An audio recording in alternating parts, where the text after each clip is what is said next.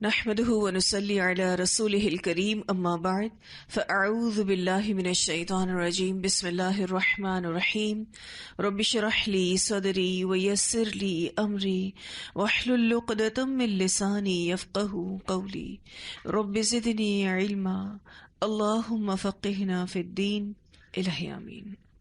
اللهم صل على محمد وعلى آل محمد كما صليت على إبراهيم وعلى آل إبراهيم إنك حميد مجيد۔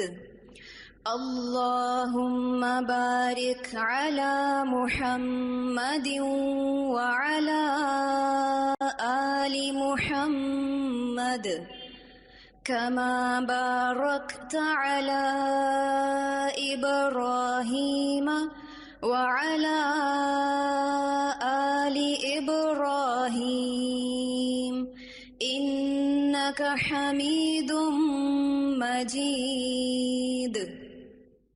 يا أيها النبي إنا أرسلناك شاهدا ومبشرا ونذيرا وداعيا إلى الله بإذنه وسراجا منيرا وبشر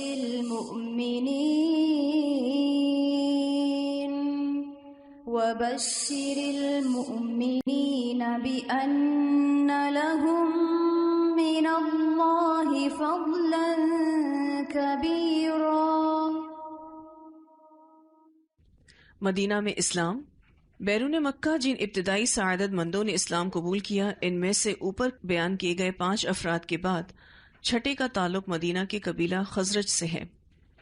ان کے نام یہ ہیں: اسد بن زرارہ، عوف بن حارث بن رفاعہ، اور عوف بن عفرہ بھی ان کا نام ہے، رافع بن مالک بن عجلان، قطبہ بن عامر بن حدیدہ، عقبہ بن عامر بن نابی، جابر بن عبداللہ بن رعب۔ یہ لوگ سن 11 نبوت میں حج کے لیے آنے والے لوگوں کے ہمراہ آئے تھے۔ ادھر اہل یثرب جب کبھی یہود کو جنگ وغیرہ میں ذکر پہنچاتے تو ان سے سنا کرتے تھے کہ ایک نبی اس وقت بھیجا جانے والا ہے، اس کی بعثت کا زمانہ آن لگا ہے، ہم اس کی مائیت میں تمہیں عاد و ارم کی طرح قتل کر ڈالیں گے۔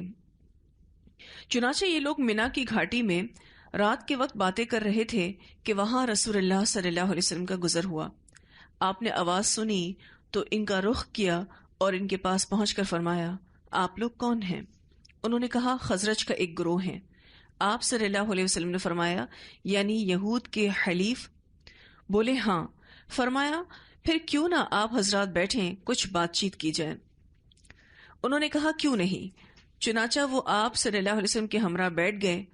آپ نے ان پر اسلام کی حقیقت واضح کی، قرآن کی تلاوت کی اور اللہ عز و جل کی طرف دعوت دی۔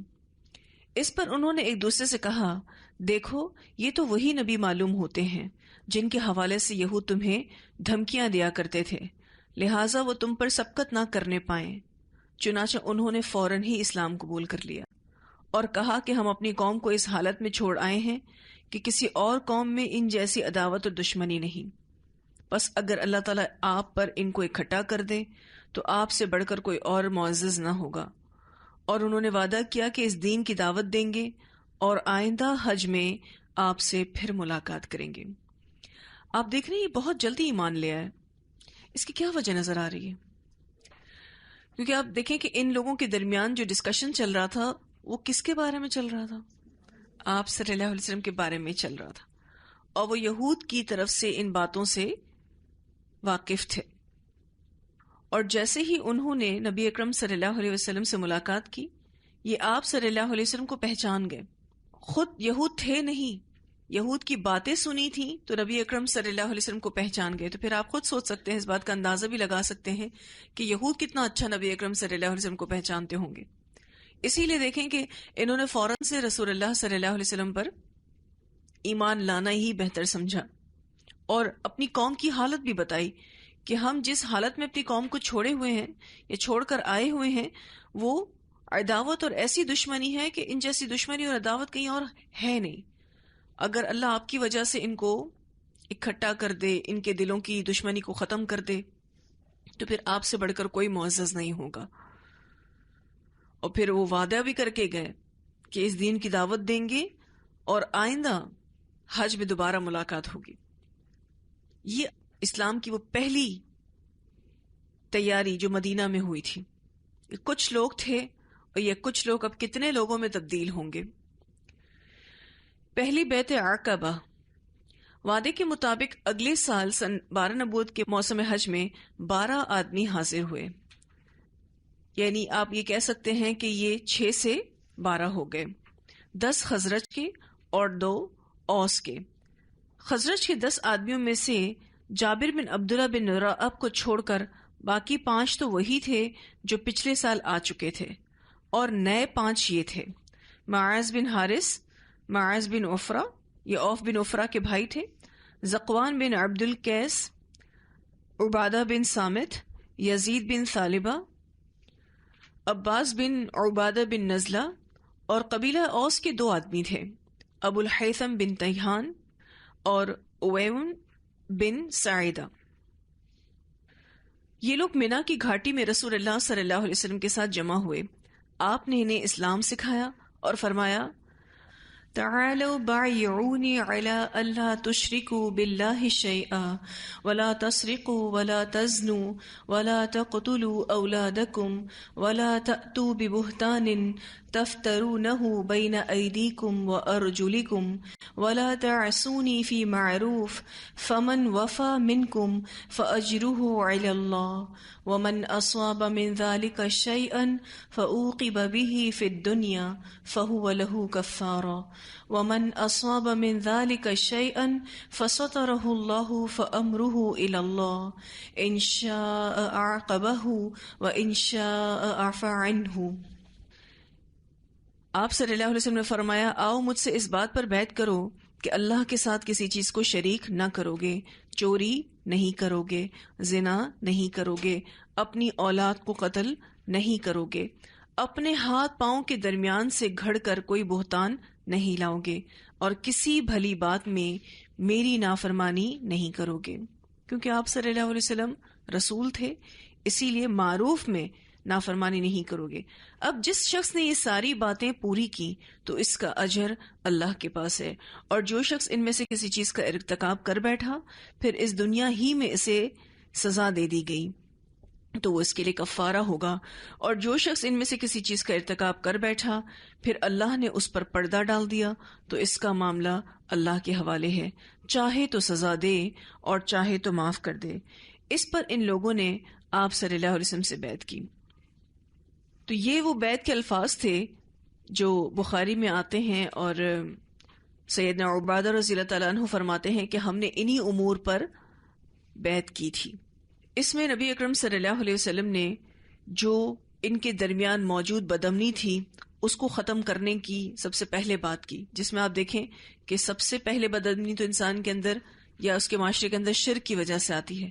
پھر چوری، زنا، قتل اولاد، یہ اتنے بڑے بڑے گناہ ہیں کہ جس کی وجہ سے بدامنی پھیلتی ہے. اور پھر ان کو معروف پر قائم رہنے کا بھی کہا کہ آپ معروف پر قائم رہیں گے، معروف بات مانیں گے، اور پھر اگر جو ان سب باتوں کو مانے گا تو اس کے ساتھ اجر کا وعدہ بھی کیا گیا. یثرب میں اسلام کی دعوت. اس کے بعد جب یہ لوگ واپس ہوئے تو نبی اکرم صلی اللہ علیہ وسلم ان کے ساتھ حضرت مصعب بن عمیر رضی اللہ تعالیٰ عنہ کو روانہ فرما دیتے ہیں تاکہ وہ لوگوں کو قرآن پڑھائیں اور دین سکھائیں. وہی بات کہ قرآن پڑھنا اور پڑھانا بہت ضروری ہے، کیونکہ دین قرآن کے بغیر کچھ بھی نہیں ہے. دین جو ہے وہ قرآن کے بغیر کچھ نہیں. اسی لیے اگر کسی بھی جگہ پر دین کو بڑھانا ہے، دین کو سکھانا ہے، تو لوگوں کے درمیان قرآن کو ہی عام کرنا ہوگا. اور اس کام کے لیے رسول اللہ صلی اللہ علیہ وسلم نے مصعب بن عمیر کو مدینہ بھیجا تھا. حضرت مصعب بن عمیر رضی اللہ تعالیٰ عنہ نے حضرت ابو امامہ اسد بن زرارہ رضی اللہ تعالیٰ عنہ کے گھر قیام فرمایا. پھر وہ دونوں اسلام کی تبلیغ کے لیے سرگرم ہو گئے. ایک روز دونوں ایک باغ میں تھے کہ اوس کے سردار سعد بن معاذ نے اپنے چچیرے بھائی اسید بن حزیر سے کہا کہ ذرا جاؤ ان دونوں کو جو ہمارے کمزوروں کو بے وقوف بنانے آئے ہیں ڈانٹ دو. اسید نے اپنا نیزہ لیا اور ان دونوں کے پاس آئے، مصعب بن عمیر کے پاس اور اسد بن زرارہ کے پاس. انہیں اسد نے دیکھا تو حضرت مصعب رضی اللہ تعالیٰ عنہ سے کہا یہ اپنی قوم کے سردار تمہارے پاس آ رہے ہیں، اس کے بارے میں اللہ سے سچائی اختیار کرو. حضرت اسید آئے اور ان کے پاس کھڑے ہو کر بولے تم دونوں یہاں کیوں آئے ہو؟ ہمارے کمزوروں کو بے وقوف بناتے ہو. اگر تمہیں اپنی جان پیاری ہے تو تم ہم سے الگ ہی رہو. اب جو یہ اسید تھے یہ ایک طرح سے دھمکی دینے آئے تھے حضرت مصعب کو اور حضرت اسد بن زرارہ کو کہ اس دین اسلام کی نشر و اشاعت تمہیں یہاں نہیں کرنی. حضرت مصعب رضی اللہ تعالیٰ عنہ نے کہا کہ کیوں نہ آپ بیٹھیں اور سنیں. دیکھیں ایک سردار سے بات کرنے کا طریقہ اور ان کو اپروچ کرنے کا طریقہ. حضرت مصعب مشتعل بھی ہو سکتے تھے اور بات کو سخت انداز میں بھی کر سکتے تھے کہ آپ کیسے ہمیں دھمکی دے رہے ہیں، اور کوئی بھی سخت بات کہہ کے معاملہ بگڑ سکتا تھا. لیکن انہوں نے حضرت مصعب نے کہا کہ کیوں نہ آپ بیٹھیں اور سنیں، اگر ہماری بات پسند آئے تو مان لیں، ناگوار گزرے تو جو بات بھی آپ کو ناپسند ہو ہم اس سے رک جائیں گے. کیونکہ یہ سردار تھے اس لیے ان کے سامنے اس طرح کی بات کی جانے سے ہی ان کا غصہ یا ان کے اندر جو ایک جوش تھا اس کو ٹھنڈا کیا جا سکتا تھا. انہوں نے کہا کہ ٹھیک ہے آپ کو کوئی بات پسند نہیں آئے گی تو پھر ہم اس سے رک جائیں گے. تو یہ اپروچ کرنے کا ایک بہترین طریقہ، بہت خوبصورت طریقہ نظر آ رہا ہے. انہوں نے کہا تم نے انصاف کی بات کی ہے، اور ہر دور میں دیکھیں انصاف والی بات امپریسو ہوتی ہے، متاثر کرتی ہے. جب بھی کوئی بات ٹھیک کہتا ہے کرتا ہے تو وہ لوگوں کو متاثر کر ہی دیتی ہے. یعنی بات تو آپ ٹھیک کر رہے ہو. اپنا حربہ یعنی نیزہ گاڑ کر بیٹھ گئے. یہ بھی ان کا ایک روپ تھا کہ یہ اپنے ہتھیار ساتھ لے کر آئے ہوئے تھے. حضرت مصعب رضی اللہ تعالیٰ عنہ نے اسلام کی بات کی اور قرآن کی تلاوت فرمائی.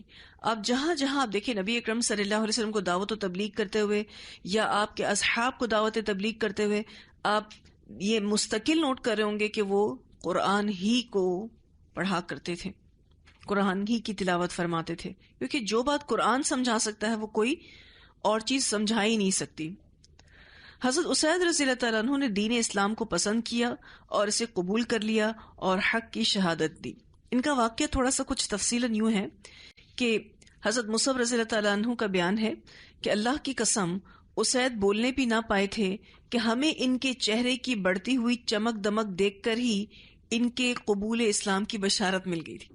یعنی جیسے وہ قرآن سنا رہے تھے ابھی تو حضرت مصعب، تو اسید کا چہرہ جو تھا وہ چمک گیا تھا اور ان کو اندازہ ہو گیا تھا کہ یہ اسلام قبول کر لیں گے. اس کے بعد انہوں نے زبان کھولی تو فرمایا یہ تو بڑا اعلیٰ اور بہت خوب کلام ہے. تم لوگ کسی کو اگر اس دین میں داخل کرنا چاہتے ہو تو پھر کیا طریقہ اختیار کرتے ہو، پھر کیا طریقہ کار ہوتا ہے اس کو اسلام میں لانے کا؟ انہوں نے کہا آپ غسل کر لیں، کپڑے پاک کر لیں، پھر حق کی شہادت دیں اور 2 رکعت نماز پڑھ لیں. انہوں نے غسل کیا، کپڑے پاک کیے، کلمہ شہادت پڑھا اور پھر 2 رکعت نماز ادا کی. پھر بولے میں اپنے پیچھے ایک اور شخص کو چھوڑ کر آیا ہوں، اگر وہ تمہارا پیروکار بن جائے تو اس کی قوم کا کوئی شخص پیچھے نہیں رہے گا، سب کے سب مسلمان ہو جائیں گے. میں جاتا ہوں اور اس کو تمہارے پاس بھیجتا ہوں. یعنی اب وہ جو اسید بن حزیر تھے جو خود مسلمان ہو گئے رضی اللہ تعالیٰ عنہ، اب وہ چاہ رہے تھے کہ حضرت سعد بھی مسلمان ہو جائیں، اور وہ چونکہ ان سے بھی بڑے سردار تھے تو انہوں نے کہا کہ میں اب اپنے پیچھے ایک ایسا بندہ چھوڑے ہوئے ہوں، میں اس کو تمہارے پاس بھیجتا ہوں، وہ اسلام لے آیا تو اس کی ساری قوم اسلام قبول کر لے گی. یعنی اس بندے کی اتنی سہ ہے اپنی فیملی میں کہ اگر وہ کہے گا کہ سارے مسلمان ہو جاؤ تو وہ سب مسلمان ہو جائیں گے. پھر اسید رضی اللہ تعالیٰ عنہ واپس ہوئے اور حضرت سعد بن معاذ کو ان کے پاس بھیجنے کے لیے ایک ہیلا اختیار کیا، کیونکہ ایسے تو وہ نہیں جاتے. حضرت سعد ایسے تو نہیں جاتے، ان کو کوئی نہ کوئی ایسی پلاننگ کرنی تھی کہ جس پلاننگ کے تحت وہ ان کو انہی دونوں کے پاس، حضرت اسد بن زرارہ تھے، ان کے پاس بھیجیں. کہا کہ میں نے دونوں سے گفتگو کی تو واللہ مجھے تو کوئی حرج نظر نہیں آیا. پہلے تو انہوں نے جو بات تھی وہ کہہ دی کہ میں ان دونوں کی بات سن کر آیا ہوں، مجھے کوئی اس میں حرج محسوس نہیں ہو رہا. ویسے میں نے انہیں منع کر دیا ہے، ان کو میں نے منع کر دیا ہے. انہوں نے کہا ہم وہی کریں گے جو آپ چاہیں گے. البتہ مجھے ہی بتایا گیا ہے کہ بنو حارثہ کے لوگ اسد بن زرارہ کو قتل کرنے نکلے ہیں، کیونکہ وہ آپ کی خالہ کا لڑکا ہے اور وہ لوگ چاہتے ہیں کہ آپ کا عہد توڑ دیں. ابھی اسد بن زرارہ وہی ہیں جو مصعب بن عمیر کے ساتھ دعوت و تبلیغ کا کام کر رہے ہیں. یہ حضرت سعد کے خالہ زاد تھے. تو انہوں نے کہا کہ جا کے معلوم کرو، اس کی تو جان کے در پہ لوگوں نے، صرف انہوں نے ایک ہیلا اختیار کیا تھا تاکہ کسی بھی طرح وہ وہاں جا کر ان سے بات چیت کر لیں. اس پر حضرت سعد رضی اللہ تعالیٰ عنہ بھڑک اٹھے اور بگڑے ہوئے ان دونوں کے پاس پہنچے، اور ان کے ساتھ بھی حضرت مصعب نے وہی کیا. کیا کیا؟ قرآن کی تلاوت کی. اور ان کے بارے میں آتا ہے، اسد اور مصعب رضی اللہ تعالیٰ عنہما فرماتے ہیں انہوں نے سورہ زخرف کی ابتدائی آیات پڑھی تھیں. حضرت مصعب نے ان کے سامنے سورہ زخرف کی ابتدائی آیات. اسد اور مصعب رضی اللہ تعالیٰ عنہما فرماتے ہیں کہ ہم نے ان کے چہرے کی بدلتی ہوئی فضا اور ان کی نرم روی اور خندہ پیشانی سے ہی بھانپ لیا تھا کہ اب یہ مسلمان ہو جائیں گے. تو حضرت مصعب نے ان کے ساتھ وہی کیا جو حضرت اسید رضی اللہ تعالیٰ عنہ کے ساتھ کیا تھا. اللہ نے انہیں بھی اسلام کی ہدایت دے دی، چنانچہ وہ مسلمان ہو گئے. انہوں نے بھی، حضرت سعد نے بھی ان سے پوچھا تھا کہ اگر کسی کو مسلمان کرتے ہو تو کیا طریقہ اختیار کرتے ہو. انہوں نے وہی جواب دیا کہ آپ غسل کر لیں، کپڑے پاک کر لیں اور کلمہ شہادت پڑھ لیں، 2 رکعت نماز پڑھ لیں. ایز اٹ از جواب بالکل. اور پھر وہ مسلمان ہو گئے اور انہوں نے ویسا ہی کیا جیسے حضرت مصعب نے ان کو کہا. چنانچہ وہ مسلمان ہو گئے اور حق کی شہادت دی. پھر قوم میں واپس گئے اور کہا اے بنو عبد الاشہل. عبد اشہل جو ہے یہ ان کی فیملی کا نام تھا. کہتے ہیں تم لوگوں کی میرے بارے میں کیا رائے ہے؟ انہوں نے کہا کہ آپ ہمارے سردار ہیں اور سب سے اچھی سوجھ بوجھ رکھتے ہیں، یعنی آپ کی جو قیادت ہے وہ بے مثال ہے، بہت سمجھدار ہیں اور بہت اچھے لیڈر ہیں، مطلب اچھی تعریف کی انہوں نے. حضرت سعد رضی اللہ تعالیٰ عنہ نے کہا اچھا تو تمہارے مردوں اور عورتوں سے میری بات چیت حرام ہے جب تک کہ تم لوگ اللہ اور اس کے رسول صلی اللہ علیہ وسلم پر ایمان نہ لاؤ. نتیجہ یہ ہوا کہ شام تک کوئی مرد عورت ایسا نہ تھا جو مسلمان نہ ہوا ہو. پوری فیملی مسلمان ہو گئی حضرت سعد کے کہنے پر. اب سردار نے کہا تھا اس لیے سب مان بھی گئے تھے، اور ان کو اپنے سردار پر بڑا مان تھا کہ یہ جو کہہ رہے ہیں اس میں ہمارے لیے بھلائی ہی ہوگی. اتنا کوئک کوئی بھی نہیں مانتا ویسے تو، لیکن یہ کیسے سردار ہوں گے، کتنے لوئل ہوں گے جو ان کی فیملی تھی، ان کا خاندان تھا اس کے لیے کہ ان کا یہ کہنا تھا، اور سب کے سب مسلمان ہو گئے. صرف ایک آدمی اسیرم تھا جس کا اسلام جنگ احد تک مؤخر ہوا. احد کے دن یہ اسلام لایا، اور اس سے پہلے کہ اللہ کے حضور ایک سجدہ بھی کرے اللہ کی راہ میں کام آ گیا، یعنی شہید ہو گئے. ان کا پورا نام جو تھا، اسیرم کا جو پورا نام تھا عامر بن ثابت تھا، اور ان کا لقب اسیرم تھا. ان کی شہادت پر آپ صلی اللہ علیہ وسلم نے فرمایا تھا عمل قلیلا واجر کثیرا. عمل اس نے بہت تھوڑا کیا لیکن اجر یہ بہت پا گیا. اسے بخاری نے روایت کیا ہے. اسیرم کے بارے میں حضرت ابو ہریرہ رضی اللہ تعالیٰ عنہ نے سوال کیا تھا کہ مجھے بتاؤ وہ کون شخص ہے جس نے ایک بھی نماز نہیں پڑھی لیکن وہ جنت میں جائے گا. ان کے بارے میں سوال کیا تھا. جب لوگ جواب نہیں دے سکے تو حضرت ابو ہریرہ نے کہا کہ وہ بنو عبد اشہل کے اسیرم تھے، ایک بھی نماز نہیں پڑھی. جنگ احد والے دن نبی اکرم صلی اللہ علیہ وسلم کے پاس آئے تھے اور انہوں نے کہا تھا پہلے اسلام قبول کروں یا جنگ کروں؟ تو آپ صلی اللہ علیہ وسلم نے فرمایا اسلام قبول کرو، اور انہوں نے اسی وقت اسلام قبول کیا اور کہا اب میں جنگ کرنے جاتا ہوں، اور جنگ کرنے کے اور شہید ہو گئے. یہ دوسری روایت میں نے آپ کو سنائی، یہ مسند احمد کی تھی.